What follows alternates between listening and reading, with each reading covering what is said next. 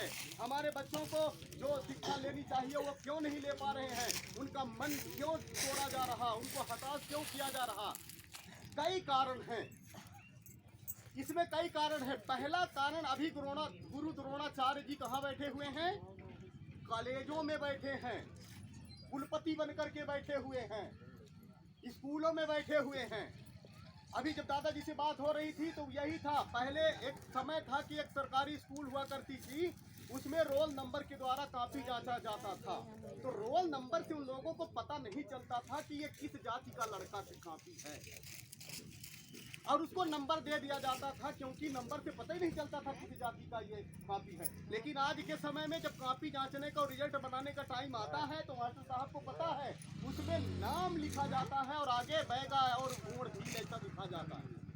और जैसे ही अच्छी राइटिंग देखा और जैसे ही अच्छा सब कुछ देखा और पता चला कि 90% इसका रिजल्ट आने वाला है, वहीं पे 60 में लाके 50 में लाके रोक देते हैं कि 60 में रोक देना इसको इसलिए जरूरी है कि 80-90% अभी इसको जब हम दे देंगे तो 5% तो इसको आरक्षण 10% मिल जाएगा, तो ये हमारे बच्चों से आगे निकल जाएगा, एकलव्य बन जाएगा और हमारे बच्चे पीछे रह जाएंगे। इसलिए अब नंबर काट रहे हैं, ध्यान से सुनिए। स्कूलों में, कॉलेजों में नंबर काट रहे हैं।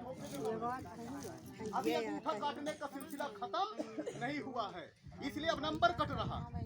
नंबर कटते हैं, रिजल्ट में जो उसका प्रतिशत है, परसेंट है, वो कम कर दिया जाता है कि ये वकील न बन जाए, ये डॉक्टर न बन जाए। अच्छा रिजल्ट आएगा, जब 80% रिजल्ट आएगा तो जो सब्जेक्ट मन पड़ेगा वो सब्जेक्ट लेगा ना पढ़ने के लिए, चाहे मैथ ले, साइंस ले, जो भी चाहेगा अपनी मर्जी से लेने का उनको अधिकार। जब उसको रिजल्ट कम कर देंगे तो मन पसंद उसको सब्जेक्ट नहीं मिल पाएगा। वो भले ही मैथ में कितना ग्रेजुएट लड़का है, लेकिन उसको क्या कर दिया जाएगा, उसको एक छोटा सा सब्जेक्ट पकड़ा के उसको आगे ठेल देंगे और विरोध भी नहीं करेंगे।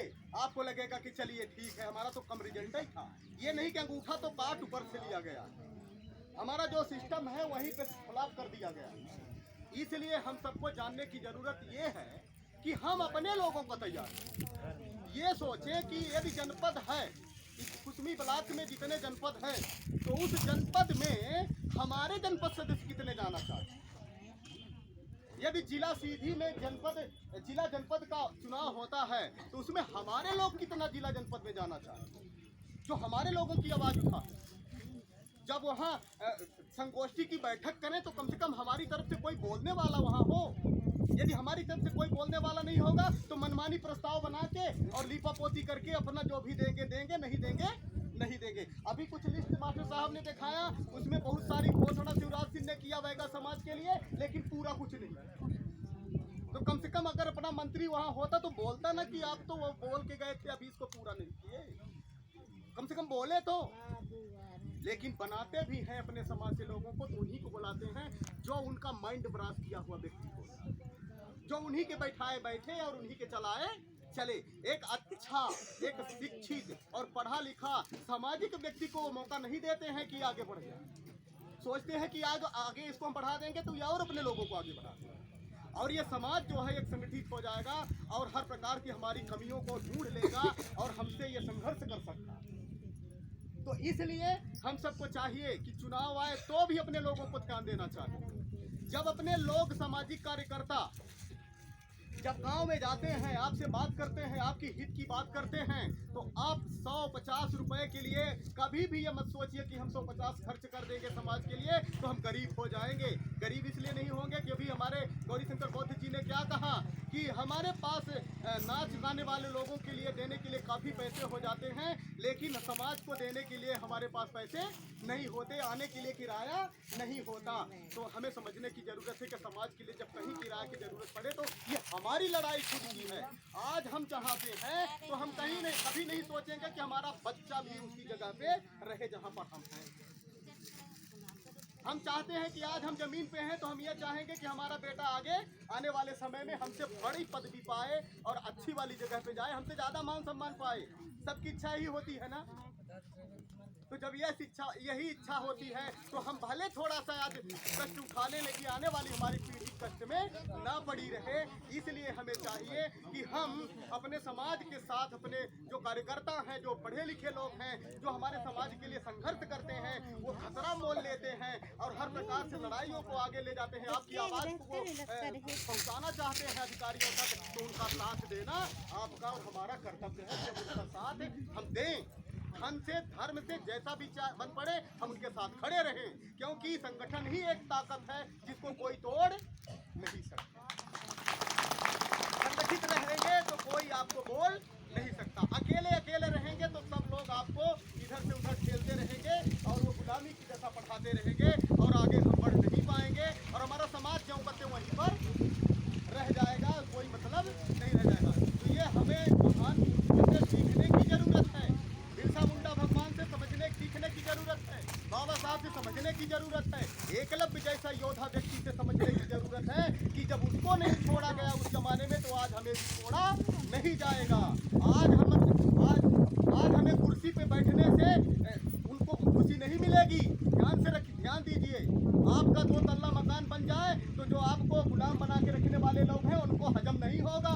उनको यही होगा कि अब तो ये आगे बढ़ गया है, कल तो ये इसके पास अच्छे से चप्पल नहीं था, आज तो ये मोजा के साथ जूता पहन के चल रहा है, थोड़ा उनको बुरा लगेगा। इसलिए ध्यान दीजिए कि आपका भला कभी सोचने वाले न पहले थे और न आज हैं। आपका भला आप ही सोचोगे, आप ही का कर्तव्य है, आप ही करोगे, आपका पीड़ा आप ही करोगे। इसलिए अपने लोगों को बढ़ाना है, अपने समाज को बढ़ाना है, संगठित रहना है, तो हमें आगे ध्यान दे करके चलना है। शिक्षा को प्रथम स्थान देना है, पर ये ध्यान रखना है कि हम हर जगह पे ये कोशिश करें कि हमारे लोग वहाँ पे हों। अगर 10 मास्टर हैं जिस स्कूल में, वहाँ 2 मास्टर हमारे समाज के हैं, तो कम से कम उसको दर्द आएगा तो हमारी आवाज़ को उठाएगा वहाँ पे। उसको लगेगा कि नंबर मत काटो, क्यों गलत कर रहे हो, बोलेगा ना। जब हमारा कोई रहेगा नहीं तो कौन बोलेगा वहाँ, कोई नहीं बोलेगा ना। पंचायत में 20 पंच होते हैं ना, पंच सदस्य होते हैं ना गाँव वाले, तो अगर मान लीजिए एक ही समाज के सारे सदस्य हो जाए तो ग्राम सभा में जो प्रस्ताव बनता है और कोई समाज से बोलने वाला ना हो तो प्रस्ताव मनमानी ढंग से पास हो जाएगा ना।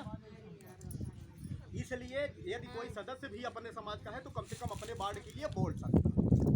तो हर जगह अपने पंच से लेकर के ऊपर तक अपने लोगों को कोशिश करें कि हम उसको पहुंचाएं और वो हमारे लिए लड़े, हमारे लिए बोले, और इन अंगूठा काटने वाले लोगों से सावधान रहें, सतर्क रहें और चौकन्ना रहें। ये कब मौका मिलेगा और कब काटेंगे कोई किसी का समय नहीं है। ऊपर से तो मिले रहेंगे, वो तो गुरु बन के रहेंगे, और नीचे से जड़ काटते रहेंगे। इसलिए ध्यान रखें, ये 1000 लाडली बहना योजना का तो लालीपॉप दे रहे हैं कि नहीं दे रहे हैं, 5 किलो अनाज फ्री का दे रहे हैं, लेकिन नीचे से जो नौकरी का जड़िया है वो खत्म, वो जड़ खोद रहे हैं, रोजगार का जड़ खत्म कर रहे हैं। अभी देखिए ना, कोई रोजगार अभी निकल रहा है क्या, कोई अच्छा सा, कोई ऐसी भर्ती निकल रही है, निकलती भी है तो योग्य व्यक्तियों को छांट दिया जाता है, निम्न वर्गों को उसमें, और प्रस्ताव में क्या लिख दिया जाता है कि उस कैटेगरी का व्यक्ति, बैगा समाज का व्यक्ति, हरिजन समाज का व्यक्ति, आदिवासी समाज का व्यक्ति ना पाए जाने के कारण निम्न समाज के लोगों को हम उसमें डाल दिए। तो जब अपने हक को नहीं जानोगे तो लड़ोगे कैसे? इसलिए हमें जानना भी चाहिए कि 10% जब उसमें हमारा है तो हमें मिला क्यों नहीं, और जब नहीं मिला तो आपके पास एक भारतीय संविधान दिया गया है जिसके बलबूते आप ऊपर लड़ भी सकते हैं कि हमारा अधिकार हमारी जगह में, इसको कैसे मिल गया। अभी भैया बात कर रहे थे किसी फोन पे, हम सुन रहे थे कि हमारे यहाँ कोई सोधिया व्यक्ति नहीं है। कहीं कुछ लोगों की कुछ लिस्ट बनी थी, हाँ, तो उसमें कुछ लिस्ट बनी थी कहाँ जाने के लिए, पुजारियों की कोई लिस्ट थी वहाँ पे, जो पंडा पुजारी की लिस्ट में, वहाँ पर जो कोई जाति का था नहीं, उनके पंचायत में है नहीं, लेकिन 4-5 लोगों को उसमें घुसेड़ दिया गया कि है नहीं, जबकि जो और बैगा समाज के लोग हैं उनको उसमें नहीं डाला गया, और 4 लोग ऑटोमेटिक दूसरे समाज के लोग घुस गए। अगर जानकार व्यक्ति है तो वो लड़ सकता है ना कि इन 4 लोगों को हटाओ, हमारा है ये अधिकार, हमारा छीन के इन 4 लोगों को क्यों दे रहे।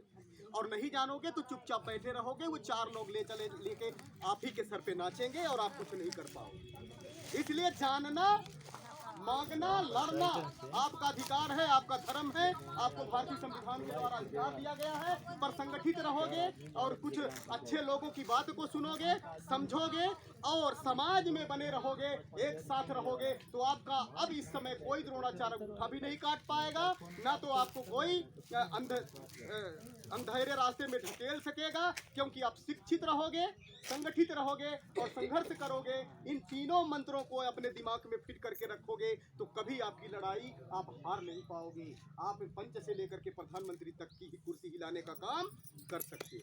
भले प्रधानमंत्री अभी नहीं बन पा रहे हो, लेकिन प्रधानमंत्री तक अपनी आवाज पहुंचा सकते हो। एक जन बोलोगे तो कोई नहीं सुनने वाला है, लेकिन घेराव करोगे, पूरा आंदोलन के साथ घेराव करोगे तो पूरा राष्ट्रपति प्रधानमंत्री सब मापेंगे कि ये संगठन वाले हैं, ये राष्ट्रीय दलित आदिवासी बैगा समाज के लोग हैं, इन लोगों को सुनो। यदि नहीं सुनोगे तो ये धरना प्रदर्शन करेंगे और ये आंदोलन करेंगे और हमारी नाक में दम कर देंगे, वो अच्छे से इसी में सो नहीं पाएंगे। इसलिए ध्यान देने की जरूरत है, हम सबको जागने की जरूरत है, अपना हक अधिकार जागने की मांगना लेना तो बड़ी बात है, जब हम जानेंगे तब न मांगेंगे। हमें जानना भी है कि हमारा अधिकार क्या है, हमारा कानून में हिस्सा क्या है, हमारा प्रशासन के साथ अधिकार क्या है, हमारा इस गांव में अधिकार क्या है, ये सब जान लेना भी हमारे लिए उचित है। बहुत ज़्यादा समय हम ले लिए हैं, इसलिए मैं क्षमा चाहता हूं और मैं अपनी वाणी को यहीं पे